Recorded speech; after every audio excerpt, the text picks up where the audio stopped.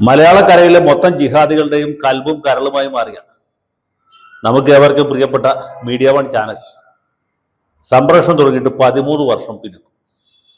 ഈ ചാനലിന്റെ ജീവാത്മാവും പരമാത്മാവുമായ സി ദാവൂദ് ഈ വിഷയം നമ്മൾ ഓർമ്മിപ്പിച്ചുകൊണ്ട് ഫേസ്ബുക്കിൽ ഒരു പോസ്റ്റ്. ആ പോസ്റ്റ് വളരെ ആലോചനാമൃതവൻ. കാളകൂടങ്ങൾക്കെതിരെ 13 വർഷം എന്നാണ് അദ്ദേഹം എഴുതിയത്. കാളകൂടത്തോടൊപ്പം 13 വർഷം എന്നാണ് എഴുതേണ്ടിയിരുന്നത്. അല്ലെങ്കിൽ കാളകൂടത്തിന്റെ 13 വർഷം എന്നായാലും തെറ്റില്ല. ദാവൂദ് സാഹിബിനെ ആരെങ്കിലും വർഗീയവാദി എന്ന് വിളിക്കുന്ന പുള്ളിക്ക് ഭയങ്കര വിഷമം. അദ്ദേഹത്തെ കൊടും വിഷം, കാളകൂടം അല്ലെങ്കിൽ പൊട്ടാസ്യം സയനൈഡ് എന്ന് വിളിച്ചാൽ പുള്ളിക്ക് ഒരു വിഷമം തോന്നേണ്ട ആവശ്യമില്ല. കാരണം നമ്മുടെ നാട്ടിലെ ഈ സാമുദായിക സൗഹാർദ്ദം കുഴപ്പത്തിലാക്കുന്നതിൽ, ഇവിടെ ഹിന്ദു മുസ്ലിം അല്ലെങ്കിൽ മുസ്ലിം അമുസ്ലിം എന്ന ഡിവൈഡ് രൂക്ഷമാക്കുന്നതിൽ ഇദ്ദേഹം വഹിച്ച പങ്ക്, അദ്ദേഹത്തിൻ്റെ ചാനൽ വഹിച്ചുകൊണ്ടിരിക്കുന്ന ചരിത്രപരമായ പങ്ക് ആർക്കും നിഷേധിക്കാനോ അവഗണിക്കാനോ പറ്റുന്ന ഒന്നല്ല. മൻമോഹൻ സിംഗ് പ്രധാനമന്ത്രിയും പി ചിദംബരം ആഭ്യന്തരമന്ത്രിയും വരുന്ന കാലത്താണ് ഈ ചാനലിന് ലൈസൻസ് കിട്ടിയത്. അന്ന് ഇന്ത്യ വിഷൻ ചാനലിന് നല്ല പ്രതാപത്തിൽ നിൽക്കുന്ന സമയമാണ്. ആലുവയിലെ ഒരു സുഹൃത്ത്, അദ്ദേഹം മുസ്ലിം സമുദായ അംഗമാണ്, എടത്തല MES കോളേജിൻ്റെ ഒരു പ്രധാനപ്പെട്ട പ്രവർത്തനം കൂടിയാണ്. ഇദ്ദേഹം ഒരു ദിവസം വഴിയിൽ വെച്ച് കണ്ടപ്പോൾ എന്നോട് പറഞ്ഞു, നമ്മുടെ നാട്ടിലെ ജമാഅത്ത് ഇസ്ലാമിക്കാരൊക്കെ വീട്ടിൽ ടെലിവിഷൻ വാങ്ങിച്ചു, വക്കീൽ അറിഞ്ഞോന്ന് ചോദിച്ചു. ഞാൻ പറഞ്ഞു ഇല്ല. എന്നാ അങ്ങനെ ഒരു സംഭവം ഉണ്ട്. എൻ്റെ അളിയൻ ഒരു ജമാഅത്ത് ഇസ്ലാമിക്കാരനാണ്, പുള്ളിയുടെ വീട്ടിൽ ഇന്നലെ വരെ ടെലിവിഷൻ ഉണ്ടായിരുന്നില്ല. ഇന്നലെ അദ്ദേഹം ഒരു പുതിയ TV വാങ്ങിച്ചു. ഞാൻ ചോദിച്ചു എന്തിപ്പോൾ വിശേഷിച്ച്? അപ്പോൾ അദ്ദേഹം പറഞ്ഞു ഈ ജമാഅത്ത് ഇസ്ലാമിക്കാർക്ക് ഇന്നലെ വരെ ടെലിവിഷൻ ഹറാമായിരുന്നു, ഇന്ന് മുതൽക്ക് അത് ഹലാലായിട്ടുണ്ട്, അവരുടെ ചാനൽ നാളെ മുതൽക്ക് സംപ്രേഷണം തുടങ്ങുകയാണ്. ഇത് പറഞ്ഞ അദ്ദേഹവും ചിരിച്ചു, ഞാനും ചിരിച്ചു.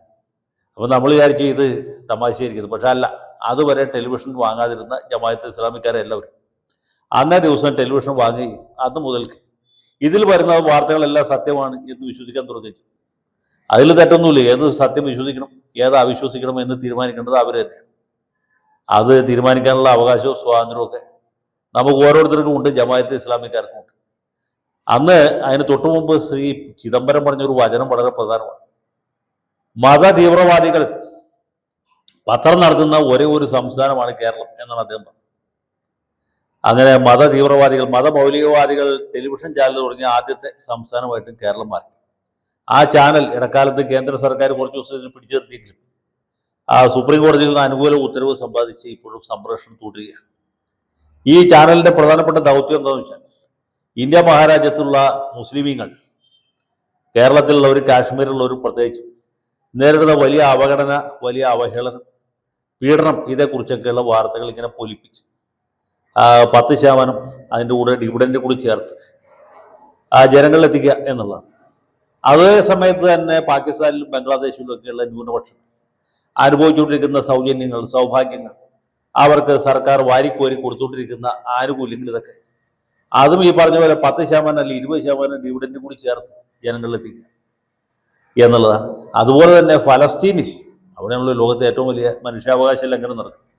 ഫലസ്തീനിൽ പാവപ്പെട്ട അറബികൾ, അവിടുത്തെ ന്യൂനപക്ഷ സമുദായക്കാർ നേരിട്ടുകൊണ്ടിരിക്കുന്ന അതിഭയങ്കരമായ അവഗണനയും സാമ്രാജ്യത്വത്തിൻ്റെ കൊടും ക്രൂരതയും ഫാസിസ്റ്റുകൾക്ക് മേൽ ഇവർ നടത്തിക്കൊണ്ടിരിക്കുന്ന ചെറുത്തുനിൽപ്പും പ്രതിരോധവും അതുപോലെയുള്ള സംഗതികളൊക്കെ നമ്മളെ പറഞ്ഞു കേൾപ്പിച്ച് നമ്മളെ കണ്ണീരണിയിക്കുക, വളരെ വളരെ സെന്റിമെന്റൽ ആയിട്ടുള്ള സ്റ്റോറികൾ അടിച്ചു വിടുക, ഇതൊക്കെയാണ്. അതുപോലെ തന്നെ ലോകത്തെമ്പാടും നടന്നുകൊണ്ടിരിക്കുന്ന മാറ്റങ്ങൾ അവരുടേതായ കലഡോസ്കോപ്പിൽ കൂടി നമ്മളെ കാണിച്ചു തരിക എന്നുള്ളതാണ്. സത്യത്തിൽ ഈ ചാനലില്ലാതെ നമ്മുടെ സാംസ്കാരിക ലോകം വളരെ ദരിദ്രമായി പോയി. ഈ ചാനൽ നിലനിൽക്കേണ്ടത് ജമാഅത്തെ ഇസ്ലാമിക്കാരുടെ മാത്രമല്ല, കേരളത്തിലെ 3.5 കോടി ആളുകളുടെയും അല്ലെങ്കിൽ മലയാളം സംസാരിക്കുന്ന മുഴുവൻ ആളുകളുടെയും ആവശ്യമാണ്. നമ്മുടെ ഓരോരുത്തരുടെ ആശയം ആവേശവുമായി മാറാൻ കേവലം 13 കൊല്ലം കൊണ്ട് ഈ ചാനലിന് സാധിച്ചിട്ടുണ്ട്. ഇപ്പം അതുകൂടാതെ ഒരു സബ് കോൺട്രാക്ട് കൂടി അവർ ഏറ്റെടുത്തിട്ടുണ്ട്. UDFന്റെ പ്രധാനപ്പെട്ട പ്രചരണ ആയുധം ഇപ്പം മലയാള മനോരമയല്ല, മനോരമ ചാനലും അല്ല, അത് ഈ മൗദൂദി ചാനലാണ്. UDFന്റെ സർക്കാർ എന്തുകൊണ്ട് ഇവിടെ നിലവിൽ വരണം? എന്തുകൊണ്ട് മലപ്പുറം ജില്ല വിഭജിക്കണം? എന്തുകൊണ്ട് മുസ്ലിങ്ങൾക്ക് സ്പെഷ്യൽ റിക്രൂട്ട്മെന്റ് ഇപ്പോൾ അത് കുറച്ചുകൂടി കാര്യക്ഷമമാക്കണം? എന്തുകൊണ്ട് പെരുന്നാളിന്റെ അവധി 3 ദിവസം ആക്കണം എന്നൊക്കെ ചോദിച്ചാൽ കൃത്യമായിട്ടുള്ള ഉത്തരങ്ങൾ കൊടുത്തുകൊണ്ടിരിക്കുന്ന ഒരേ ഒരു സംവിധാനം എന്ന് പറയുന്നത് സിറാജ് പത്രമല്ല, സുപ്രഭാതമല്ല, എന്തിന് പൂട്ടാൻ പോകുന്ന മാധ്യമം പോലുമല്ല, അത് മൗദൂദി ചാനലാണ്. അങ്ങനെ മലയാളികളുടെ തോട്ട് പ്രോസസ്സിനെ ശക്തമായിട്ട് സ്വാധീനിക്കാനും നിർണായകമായിട്ട് സ്വാധീനിക്കാനും കഴിഞ്ഞ ഒരു മഹത്തായ സ്ഥാപനമാണ് ഈ ചാനൽ. പ്രത്യേകിച്ച് വി ഡി സതീശനെ പാടിപ്പുകഴ്ത്തുന്നതിൽ യാതൊരു ലോപവുമില്ലാത്തതാണ്. ഏതാണ്ട് യഹിയ സിൻവറിനെ കുറിച്ച് പറയുന്ന അതേ ആവേശത്തോട്ടാണ് ഇപ്പം മൗദൂദി ചാനലും നമ്മുടെ ദാവൂദ് സാഹിബും സതീശനെ പുകഴ്ത്തിക്കൊണ്ടിരിക്കുന്നത്.